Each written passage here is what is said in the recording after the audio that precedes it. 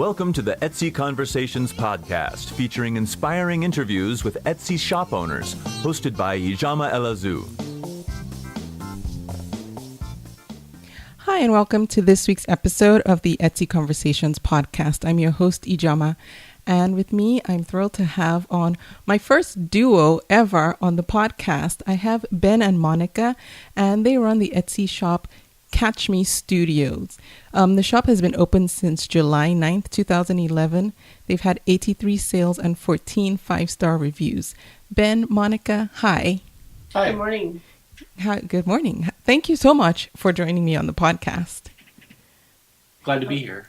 Great. So this is a first where we have three people on, but I'm really happy to have you guys on because you work as a team, and I've never had a team on. So I think it's going to be interesting to hear about how you run your Etsy shop together. So can you tell me when you first discovered Etsy? I think we discovered it the latter half of 2010. And at this point, I'm not even sure how we did, but it came up maybe on a search for something. And we kind of liked the idea of it. But then we kicked the idea around for a while before we actually did anything with it. Right. What were you thinking of doing before you actually started? Did you have different ideas of what you might want to sell, or did you know what you wanted to sell right off? Not at first. And previously I had done some digital scrapbooking material for my own use and for my daughter, who was at that time in middle school. And I had sold some stuff at that point, but it had been years and years and years ago.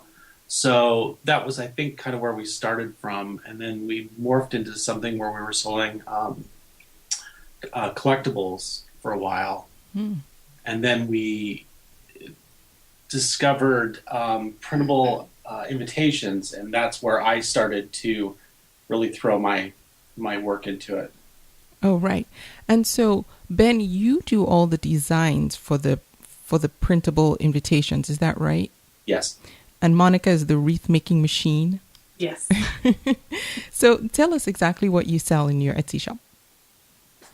Well, we sell all occasion cards. It's everything we have is in a digital format. So it's all digital downloads, and we have mainly our main focus is wedding invitations, menu cards, programs, that kind of thing. And then we also have like baby announcements and a lot of scrapbooking papers, and then some wreaths thrown in.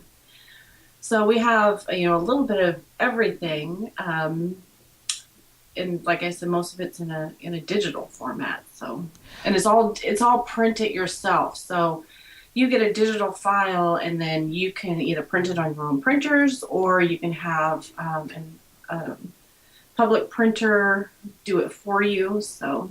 Okay.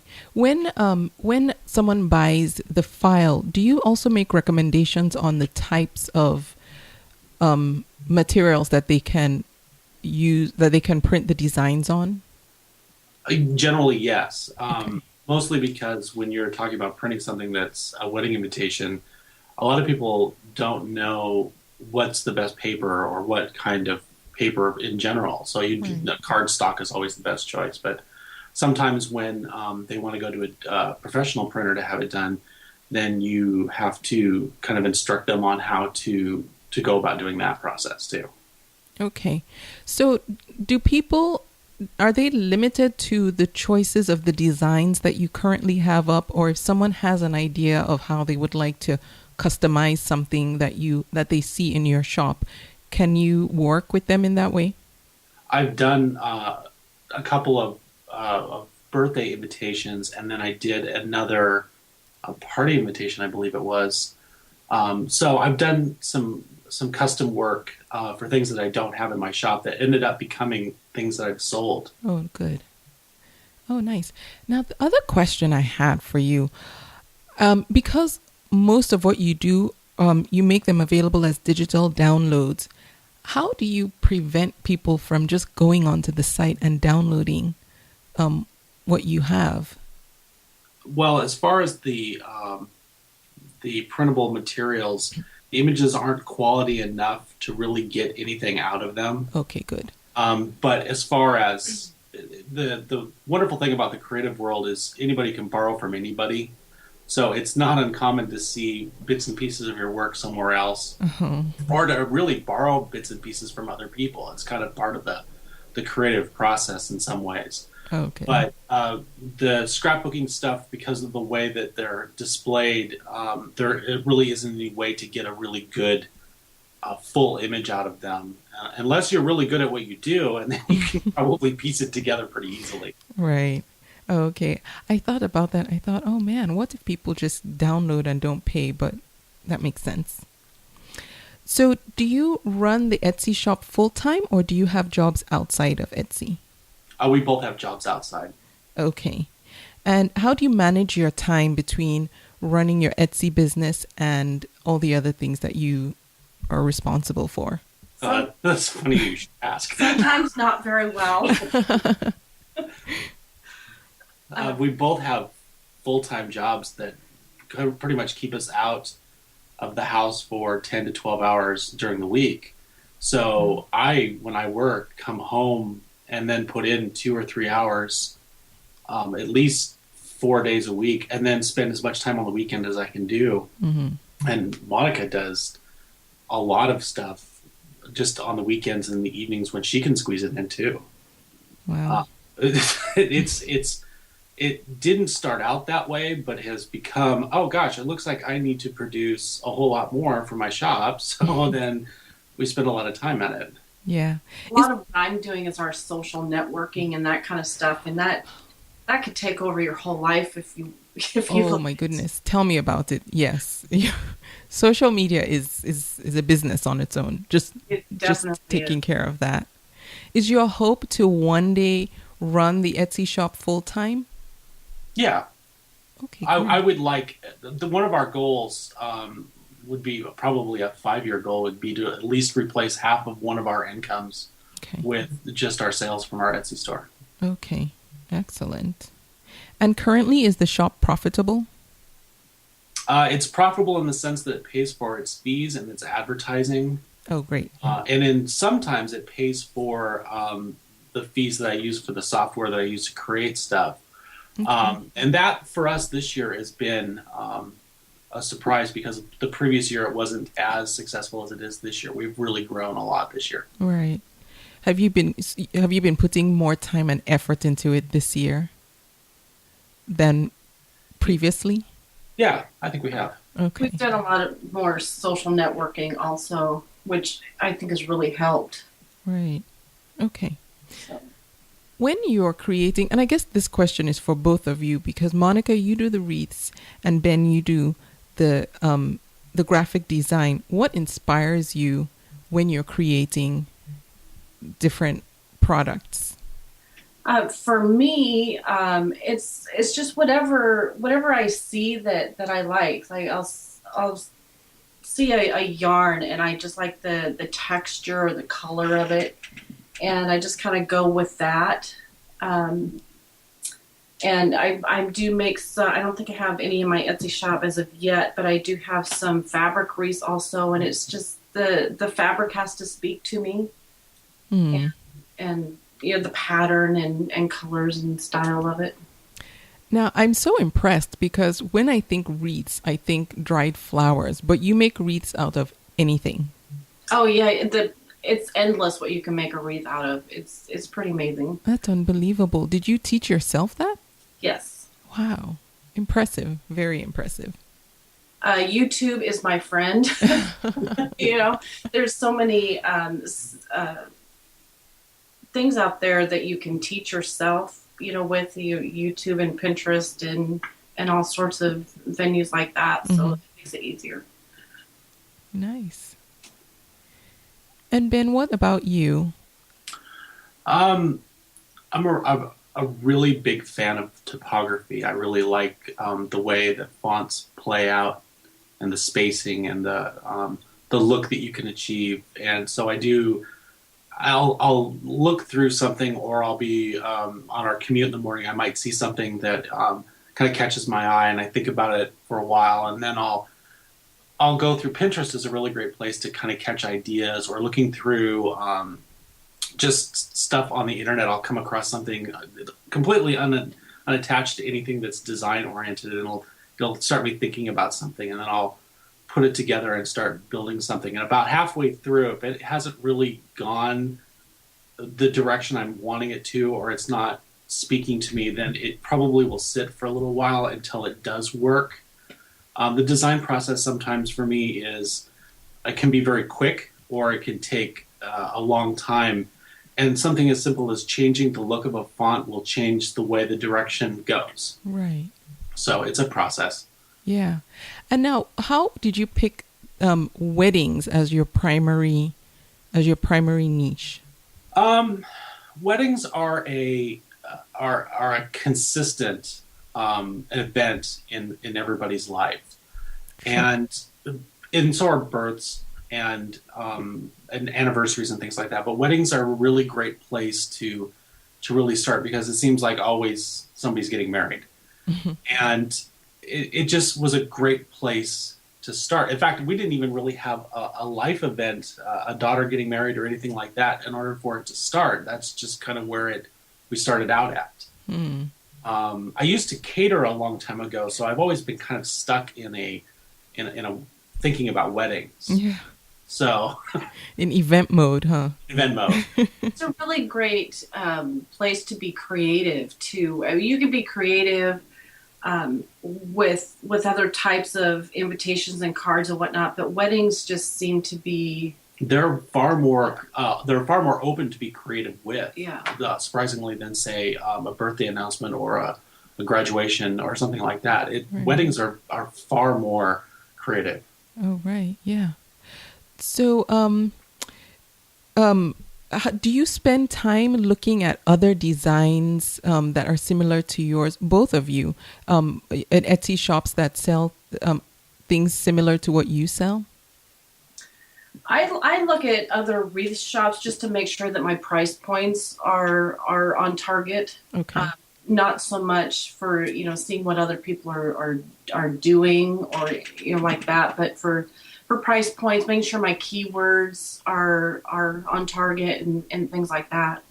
And I do similar things too. I want to make sure that I'm not outside of the price range for something that's in that similarity of content. A lot of times I'll look to see if their keywords are catching my keywords, to see how everything's working out.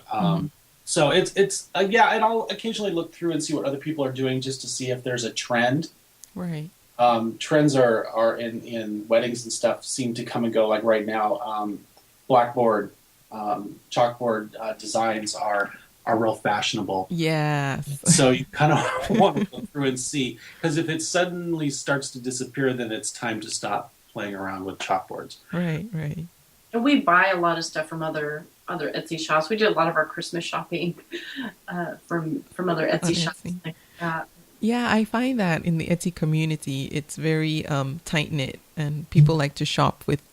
I like what I see. I like looking through other shops that are not my own or in my own field of interest. Right. So it's a lot of fun to go digging through other people's stuff. Yeah. Of sorts. Have either of you had any bad experiences on Etsy? Generally, no. Okay. We've had a few just kind of snafus with products getting shipped and what happens when they get shipped to other countries. But overall, we've not had a whole lot of problems that couldn't be easily fixed or simply resolved. Oh, good. How do you promote your Etsy shop? Oh, boy. That's a tough question, huh? It's a lot of different ways. We have Instagram, Pinterest, Facebook, Twitter. We have our own website, and it's hard to keep up with, but we try to promote our items on all of those. Are you able to track which ones give you the best return on your time investment? Some of it, it's surprising where some things will come from. Twitter seems to be a really good place to get some followers, to get views. That seems to drive our views higher. Okay. Facebook is kind of in the middle. A lot of promotion just comes from just Twitter, I would say, more than anything. We belong to several teams. Oh, and also. the teams are really good for movement too. And I try to pop into the forums when I can. Okay. How did you decide what teams you wanted to belong to? Some of them we were invited to, and then others I just kind of did a search for similar products to what we do, so we could have a community to bounce ideas, off of and things like that. Right. So I think we belong to 20 teams now. Oh, wow. So some of them are more active than others. Yeah. But that has seemed to help. Okay. Too, yeah. Now, with your website, is it primarily for blogging, or do you use it as an avenue to talk more about your creative process and what's going on behind the scenes? A little bit of both. Okay. It's meant to. We offer a freebie download once a month. Oh, nice. There, and then we haven't really gotten too much into our process yet, because with full-time jobs, it's amazing how little time you have to do too many disciplines. But yeah, the website kind of gets drug along as we go along, and so we're adding to it. It's going to have some forums where we can talk about types of papers to print on and things like that. We're getting there with it. Yeah. We have some kind of instructional blog or something that really goes step by step on the printing process. So when somebody buys something from our shop, we can direct them to the website, and they have all their instructions there. Okay. And then our goal is just to blog more. That hasn't seemed to become a reality yet, but yeah, it's kind of hard when you're working full time. Trust me, I know. And I'm going to have links to all your website and your social media accounts. So if anyone wants to get in contact with you, those links will be there. And your website name is catchmestudio.com, which is great. You guys got you're branding your line really well. Well, we've tried to keep it consistent throughout all of our social media, so there's no confusion, and then it kind of really gets that branding name out there. Right. So, okay. On average, how much time per week would you say working on your Etsy business takes? Oh, for me, it's probably, I would say 10 to 15 hours a week. Okay. I would say during the week, I probably put in 10 to 15 hours, and then the weekend, if I get a good clean weekend of just working on that, I could put in another 16. So I could put in easily 20 to 30 hours a week just on Etsy work outside of that. Wow. Wow. Yeah. It's like a whole other part-time job. It is. Yeah. Yeah. And keeping up must be hard too.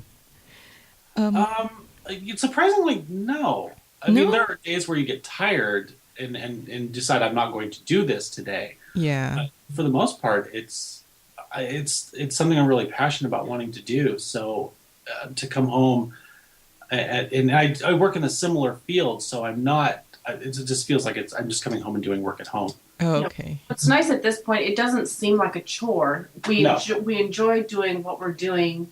And so it's easy to come home and dive into what we need to do for our Etsy shop. So I feel very energized at times when I've been working really hard on something during the day that's unrelated, and then come home and work on my own product. I feel really good about it. Oh, that's great. That's good to hear. Now, how is it working together? How do you split the responsibilities? Like, who does the shipping and well, I guess you only do the shipping for the physical products. right. Okay. There is no clear, we didn't sit down and decide, okay, you're going to do this and you're going to do that. We just kind of organically fell into our own little responsibilities. Monica does more of the social media promotion because she'll do it like on her lunch break at work or something like that. So I can definitely say, does far more of the social part. Okay. And while I'll do the website and all of the things that go along with that, and then designing the product and working on the marketing aspect of the images and things like that. So, but then when I'm trying to create something, Monica has become my art director, and so I bounce my ideas off of her. And he does the same for me. So we work really well together. That's great. So, can I ask, how did you come up with the name Catch Me Studio? Good question. Well, we kind of wanted something that was... we needed something easy and catchy and, not anything complicated. Yeah, and I didn't want to use our names attached to it because that's easy enough to do. But we just wanted something that was different, something that we could brand real strong across multiple areas and not have confusion. And we tossed around some ideas for a while. That's one of the reasons why we took a long time to kind of get ourselves going. And then once we kind of settled onto a name, and I'm not even sure anymore how we ended up with the name. Well, it's kind of a funny story. Our one of our favorite shows at the time was Deadliest Catch. Religiously. And so we were kind of playing off, somehow we connected to the catch part of that. And so we kept playing off of that, trying to find something that worked. And somehow we just came up with Catch Me Studio. And our logo has changed since then. But I think at that time it was a butterfly. Yeah, there was a butterfly in there. Oh, okay. I like the new logo. That was fun to put together. Yeah. Yeah, it's really nice. When I was, because I was thinking about it myself, I was wondering how you picked the name, and I thought, okay, they do weddings, so it's probably a play on, finding that catch to marry. It is, and that was originally kind of where we were going with that idea, and it seems to stick well with that feeling. Yeah. Yep, it does. Sorry, I digressed. No, that's right. Okay. So have you at any time wanted to quit Etsy or close your Etsy shop? Oh, gosh, no. Oh, great. I would rather, in some ways, do this than work full time. I find this to be far more creative and more open. Our day jobs get in the way. Yeah. Silly thing about having to have, I know. jobs. I know the feeling because I'm right there with you. There are times that we've been maybe frustrated with not enough views or not enough sales, but I don't think closing has ever crossed our minds. So. Okay. I think if anything, the lack of views or sales has motivated us to do more, network more, put more product on there. Has been more of a motivator than anything. Right. And in the networking you've done, have you found that you've created some valuable relationships and connections within the Etsy community? Yeah, I think so. There's a couple teams that we're on that are really active, and they know our name now. We kind of know the regulars in that group, and we can bounce ideas off of them. And the forums are really good for that too. So I feel definitely like we're part of a community. Great. So when you get an idea for a new product or a new product, how long typically does it take you to go from the idea to actually executing it and then listing it? For me, it takes a while because I'll see a material that I want to use, but I'm a perfectionist, so I'll work at it and then I stop because I don't like it, or I'll take it apart and I'll put it back together again. So for me, I mean, it could take weeks to create a wreath just because I'm the way I am. But for you, Ben, For me, sometimes it can be minutes, depending on if something really is clicking right along with everything. Sometimes it can take months. I have a couple of designs right now that are just in process that just I haven't gotten back to. I try to have a couple of ideas kind of simmering in the background.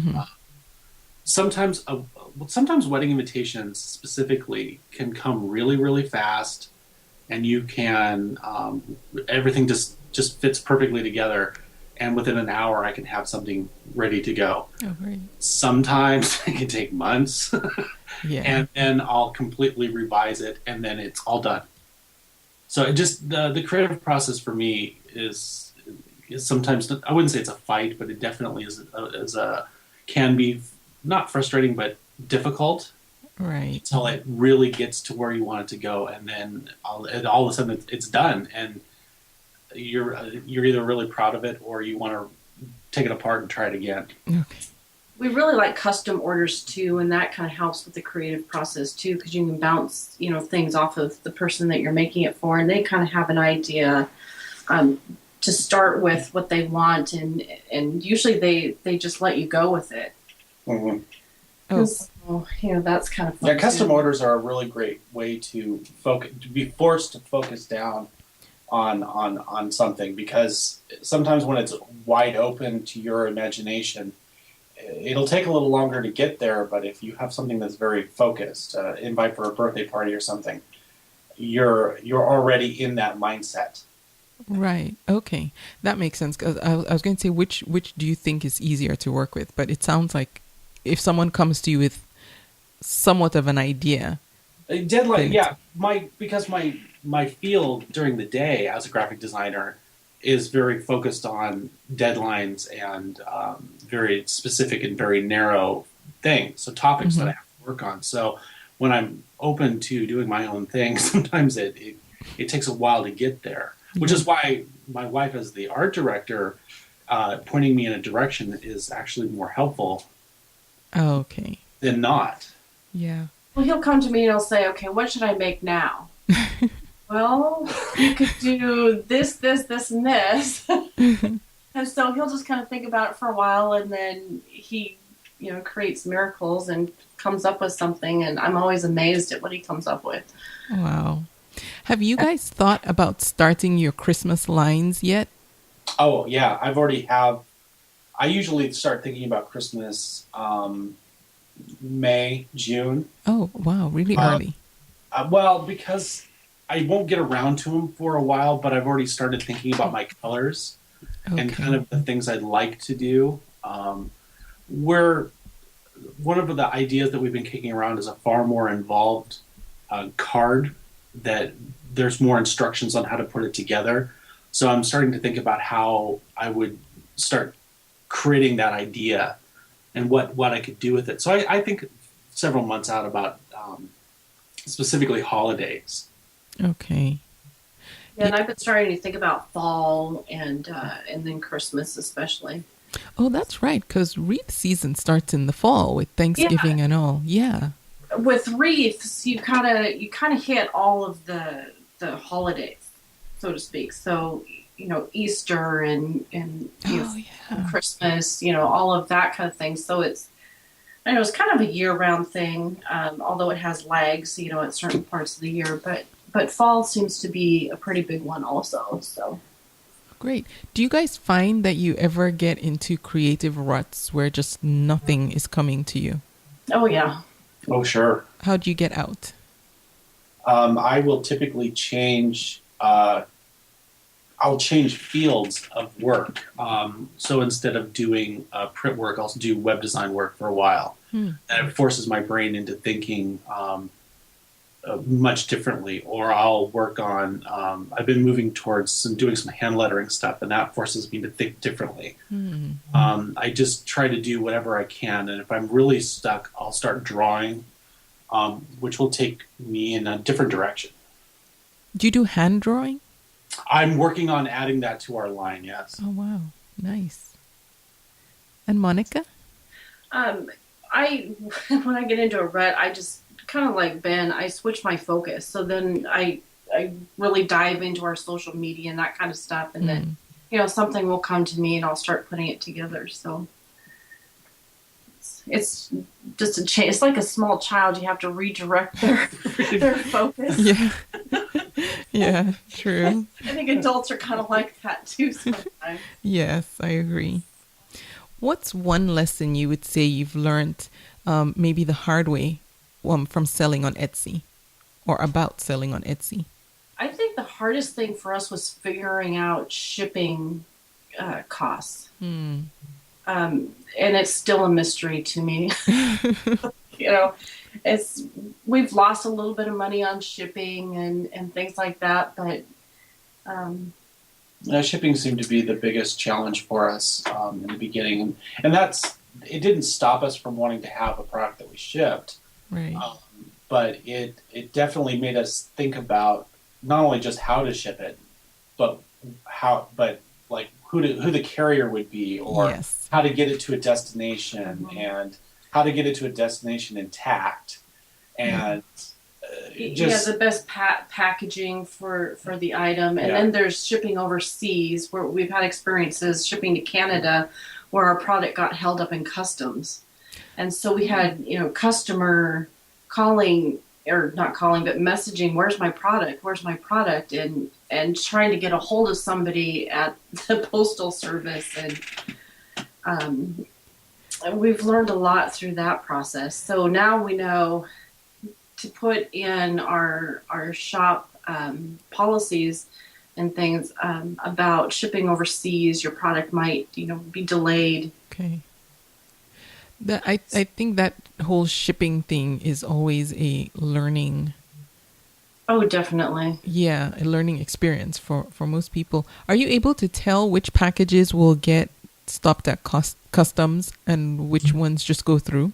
No, and we did find that shipping to Canada was more problematic than anywhere else.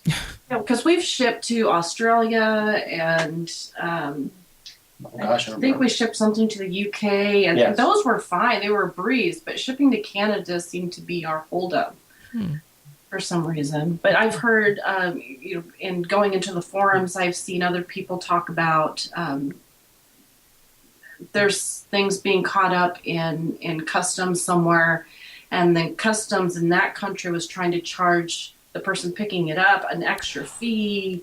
Yeah. And then there was a question of, who pays for what, and it's a mystery. Yes, and I had another guest on who said the same thing. Something about them charging an extra fee to pick up something about that just doesn't sound right.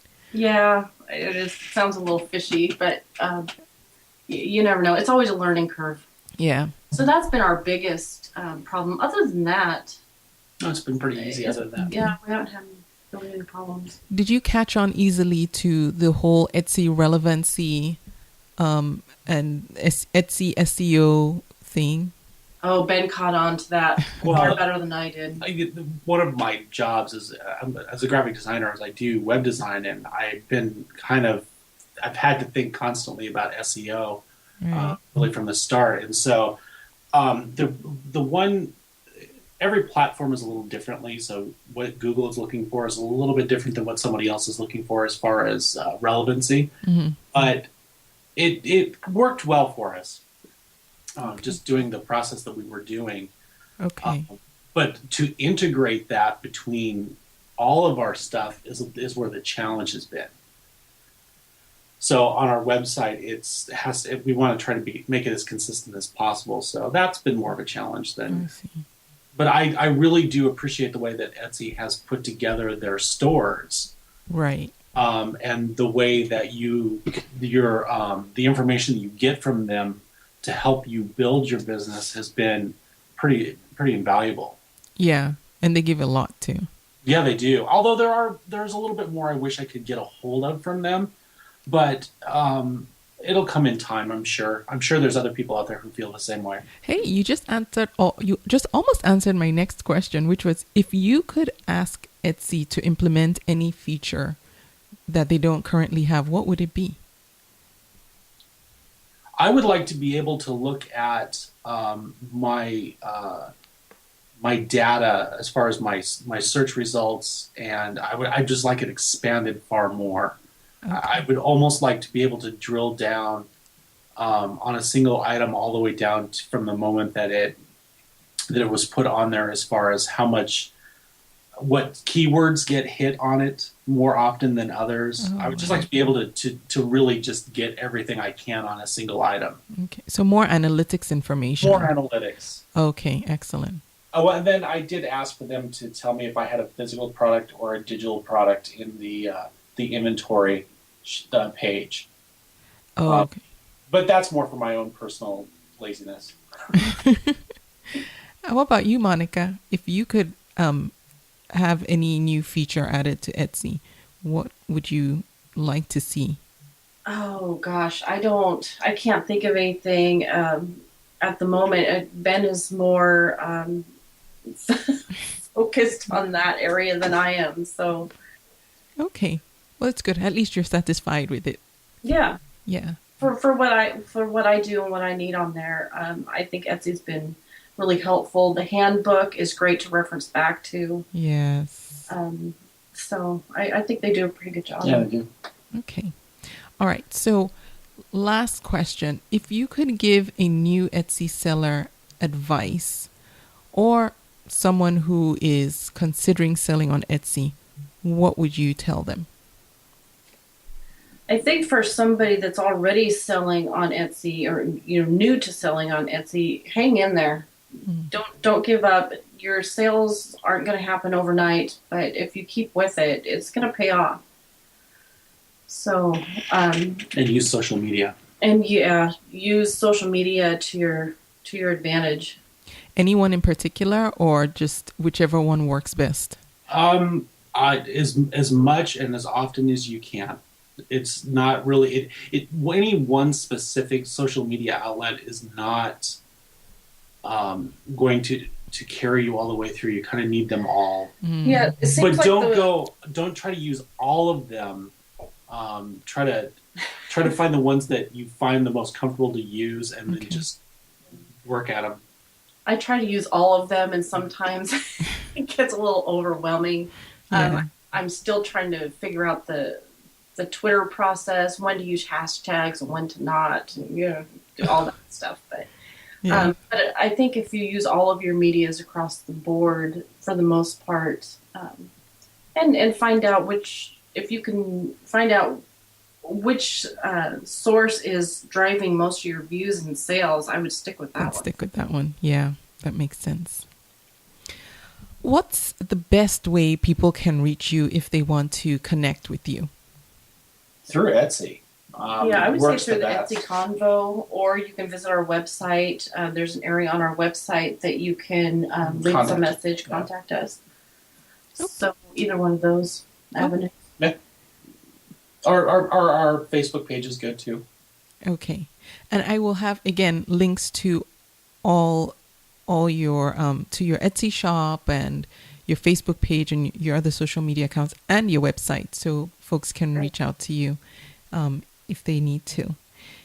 Ben, Monica, thank you so much for being my guests on the podcast. Thank you so much for asking us. It's been fun. Oh, great. I had fun too. Good. Thank you for listening. You can subscribe to the podcast in iTunes, and while you're there, please leave a review too. Visit convome.com to leave a comment or feedback on this episode.